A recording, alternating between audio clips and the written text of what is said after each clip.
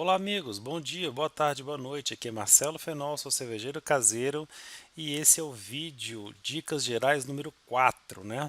Ele tem como objetivo te apresentar algumas sugestões para você acelerar o seu processo de elaboração de cerveja artesanal.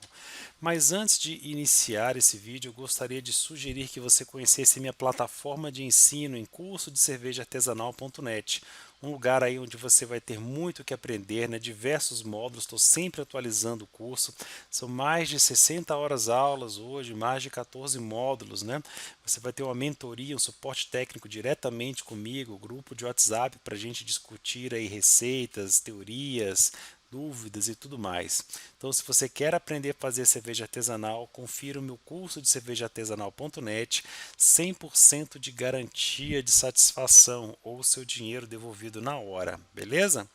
Então vamos lá, né? Como é que a gente pode economizar tempo no nosso processo de elaboração de cerveja? Então eu particularmente gasto aí numa braçagem tradicional cerca de 6 horas. 6 horas é do momento que eu falo assim, vou começar a fazer cerveja, onde vou pegando meus equipamentos, até o momento que eu terminei de limpar tudo, sequei e coloquei ele para guardar.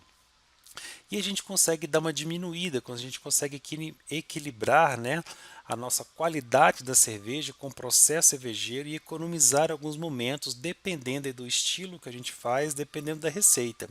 Então vamos lá, começando a como ganhar entre 30 a 60 minutos lá na mosturação. A gente sabe que a mosturação tradicional pode durar ali de uma hora e meia, né? Mas a gente pode encurtar essa duração dessa mosturação. Então vamos ver aqui. Primeira delas é evitar o grão Pilsen, né? O grão Pilsen é aquele grão que mais tempo demora para a conversão. Geralmente a gente precisa ali de quase uma hora para converter o grão Pilsen. Se você trocar ele por Pale Ale, Viene, Munique, você vai converter o teu mosto em aproximadamente 30 minutos ou menos. Então você vai economizar bastante aí do teu tempo de beta-milase, por exemplo, né? Outra dica é evitar aí uma relação de água-malte muito aguada, que é muito comum em sistemas single verso, né? Às vezes as pessoas fazem uma relação de água-malte ali de 8 litros por quilo, 7 litros por quilo. E isso vai diluir demais as suas enzimas e vai demorar demais a sua conversão. Então tenta fazer a sua conversão enzimática com menos água, em torno ali de 2,7 a 3 litros de água por quilo de malte, e isso vai te dar uma celeridade maior. Você também pode, nesse momento da conversão, retirar da tua mostura aqueles grãos especiais, aqueles grãos que não precisam ser convertidos, colocando eles somente após a sua sacarificação, né? Pode colocar, por exemplo, ali na hora de fazer um sparge, na hora de fazer o mash out, ou mesmo com steeping de fervura. Você pode fazer isso e você vai economizar aí bastante tempo e até mesmo energia para fazer a sua conversão, né? Próxima sugestão é fazer uma rampa precisa, né, de 65 graus de meia hora, uma beta-milase ali bem cravada, e outra de 72 graus centígrados alfa-milase em 10 minutos. Né? Com isso você vai conseguir acelerar a sua conversão enzimática, conseguir em 40 minutos, o que você, por exemplo, numa outra situação levaria talvez uma hora e meia para converter. Né? Você também pode usar enzimas para acelerar a conversão. Né? Você pode comprar algumas enzimas que fazem a quebra aí dos açúcares e conseguir ainda ganhar mais tempo ainda nessa conversão. Na indústria usa bastante essas enzimas e conseguem fazer às vezes misturas de 20 minutos, né, meia hora aí, usando até grão Pilsen, né, para acelerar isso daí. E o último, mude o seu processo, não faça sparge, né? Elimine totalmente o processo do sparge, né? Faça a sua receita do tipo no sparge e você vai pelo menos ganhar ali 40 minutos aproximadamente do tempo de fazer a sua cerveja. Obviamente você vai acabar gastando um pouquinho mais ou vai ter um pouquinho menos de cerveja no final, né? Mas você vai conseguir ganhar tempo, né? Agora passando para o lado da fervura, como é que a gente pode diminuir a fervura? Né? A fervura tradicional é de uma hora, né, na maioria dos estilos, e algumas cervejas escuras aí sugerem uma hora e meia. Né? Alguns estilos caramelados também, né, onde o caramelo do malte é mais importante. Né? Lagers, por exemplo, podem ter aí fervuras de uma hora e meia ou até mais. Então, a primeira delas, como eu falei, é evitar o grão Pilsner, né? Ele também ajuda aqui a economizar tempo na fervura, evitando o uso do grão Pilsner, né? Que ele é quem mais gera DMS, ao usar aí um Pale Ale, um Viena, um Munique, eles não geram praticamente DMS, né? Então você precisa de uma fervura bem pequena para eliminar ali qualquer potencial de geração de off-flavor, né? Off-flavor aí de vegetais cozidos. Então bastaria ali 20, 30 minutos e você já conseguiria. E ajustar a lupulagem e amargor para 30 minutos de fervura. Então, ao invés de fazer aquela quantidade para 60, talvez você tenha que colocar um pouquinho mais de lúpulo para gerar o mesmo amargor, fazendo apenas 30 minutos de fervura, que seria suficiente para você ter uma boa coagulação de proteínas, né, para você ter a sanitização, tudo aquilo que você deseja aí do processo de fervura. Na parte do Whirlpool também você consegue ganhar aí mais ou menos uns 30 minutos, né? Como? Uma delas é simplesmente não fazer o Whirlpool, né? Faça a fervura e já vai direto para o resfriamento. Coloca ali o teu chiller, né, e já resfria.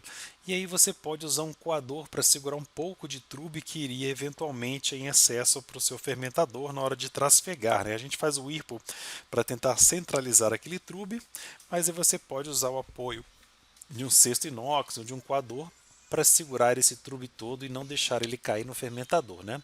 Lembrando que um pouquinho de trube faz bem para a fermentação, tá? Eles são nutrientes, um pouquinho faz até bem. Chegando aqui, né, um pouquinho mais para você ganhar tempo, né, não faz parte do processo em si, mas ele é necessário, é a limpeza dos equipamentos, né? Então, ao invés de você deixar para limpar tudo no final, vai limpando à medida que os equipamentos não são mais necessários, né? Às vezes você tem duas panelas, uma de mostura, uma de fervura, tá lá na fervura, já vai lavando a panela de mostura, né? Você já vai ganhando tempo, você vai economizar aí pelo menos 30 minutos fazendo isso daí, né? Não só já limpando, como secando e guardando as suas coisas, e à medida que você vai andando, né? Nosso próximo slide aqui sobre a fermentação. Aqui você também pode ganhar alguns dias no tempo de fermentação, dá para dar uma celeridade, né? Uma delas é o seguinte, né? Você pode começar a monitorar precisamente o processo fermentativo, né? Normalmente a gente fala assim, você vai fazer uma ale, deixa lá 2 semanas a 18 graus que vai acontecer tudo, né? Vai acontecer fase de lag, a fase exponencial da fermentação, a fase de floculação e de limpeza da cerveja. Mas se você começar a monitorar precisamente, você consegue diminuir esses tempos, né? Por exemplo, fazendo o dry hopping ali no finalzinho da fermentação. Não espera chegar na FG, mas ali, por exemplo, a 2/3 da fermentação, de terminar a fermentação, você já pode fazer o seu dry hopping. Já é um momento propício para o dry hopping, né? Fazer a fermentação e a maturação no limite superior da temperatura aceitável pela levedura, também você vai conseguir ganhar um pouco ali de eficiência, né? Entre você fermentar, por exemplo, a 18 graus e a 20 graus, apenas esses 2 graus a mais pode encurtar aí bastante horas aí do seu processo fermentativo, né? Depois fazer uma maturação ali pelos 20, 22, 24 graus, dependendo da cepa, também vai te ajudar a clarificar e arredondar mais rapidamente o sabor da tua cerveja, né? Depois disso, fazer um cold crash e usar uma gelatina para clarificar. Então você consegue fazer uma clarificação aí, por exemplo, em 2 dias. Não precisa deixar ali uma semana em temperatura alta para fazer aquela floculação lenta, né? Você consegue acelerar e fazer uma clarificação de 2 dias, né? Para o Prime também você pode carbonatar bem rápido as suas garrafas, né, usando a levedura CBC1. Então, se ela já tiver numa qualidade sensorial adequada, se ela já tiver maturada, usando a levedura CBC1 em 2 dias ela está carbonatada. Você não precisa esperar aquelas 2 semanas que uma levedura tradicional levaria.